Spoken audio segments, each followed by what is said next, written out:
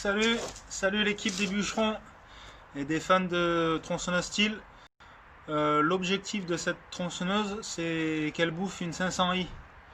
Parce que bon, les 1 kg, les 1 kW, bon, je vais pouvoir chercher un banc d'essai pour essayer de les mesurer, voir si je les ai réellement pris. Mais réellement, mon objectif à moi, numéro 1, c'est de montrer qu'une tronçonneuse à carburation peut bouffer une tronçonneuse d'injection. Donc cette machine avec le Smart Connect va être pendant 1 an en test intensif. Alors les amis Stihl, ils nous disent que soi-disant leurs moteurs sont super performants, c'est le top du top, vous pouvez pas trouver plus puissant. Husqvarna, ils nous vendent de la même chose, voilà, nos moteurs sont les meilleurs et tout. Ok, il n'y a pas de souci, ben on va voir ça. On va ouvrir la machine, puis on va voir qu'est-ce qu'on peut améliorer. Non, qu'est-ce que vous en pensez? Ça coûte rien, hein. Un peu d'huile de coude, un peu de temps libre.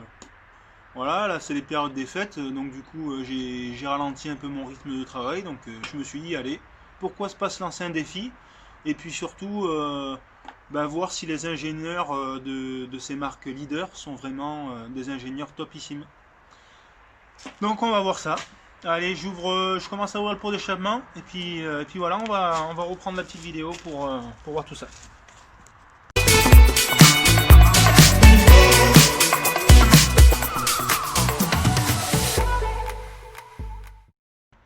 Donc voilà le travail fini de meulage. Donc voilà, j'ai tout bien essayé de faire joli, puis au Dremel. Les deux trous au fond, là, j'ai pas pu résister à y passer aussi le Dremel pour les élargir. Qu'on voyait par rapport au diamètre d'origine. Voilà. Donc je pense que ça sera encore mieux. Après cette plaque après flexion, je vais quand même la laisser parce qu'elle est quand même utile au niveau saleté, tout ça, ça évite quand même que les saletés rentrent. Donc je pense que ça suffit largement et je préfère attendre.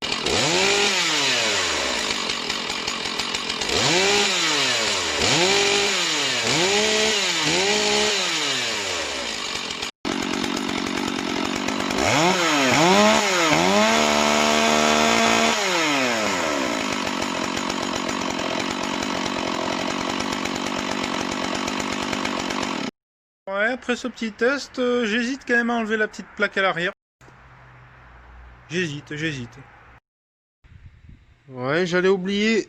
Maintenant qu'on s'est occupé du pot d'échappement, il faut aussi que l'air arrive plus vite au niveau du carburateur.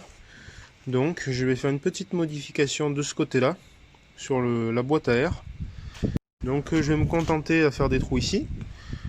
En sachant que le filtre à air sera remplacé par un filtre à air performant avec une mousse et beaucoup plus comment dire, il y aura beaucoup moins de chances que les saletés rentrent dans la carburation. Je vous montre ça dès que j'ai reçu les pièces. Donc voilà, les trous ont été faits. Bon, ce trou là c'est pas moi qui l'ai fait, hein.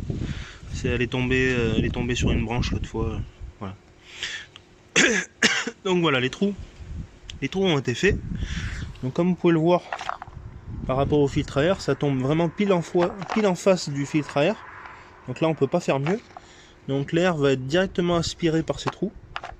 Ça c'est une technique que j'ai déjà mis en pratique sur des motos de temps, et c'est une tuerie. Parce que bon, là je voulais pas vous la démarrer parce que on est le 25 au matin, j'habite en lotissement, donc les voisins sont en train de dormir, donc je vais pas les réveiller, quoi.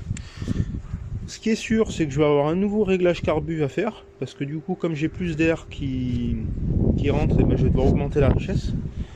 Bon, au niveau, là il faudrait que je donne un coup de ponçage là, parce que là ça fait pas joli. Le petit Smart Connect, c'est surtout pour savoir, comme je vous disais, le nombre d'heures qu'elle va avoir après les modifs.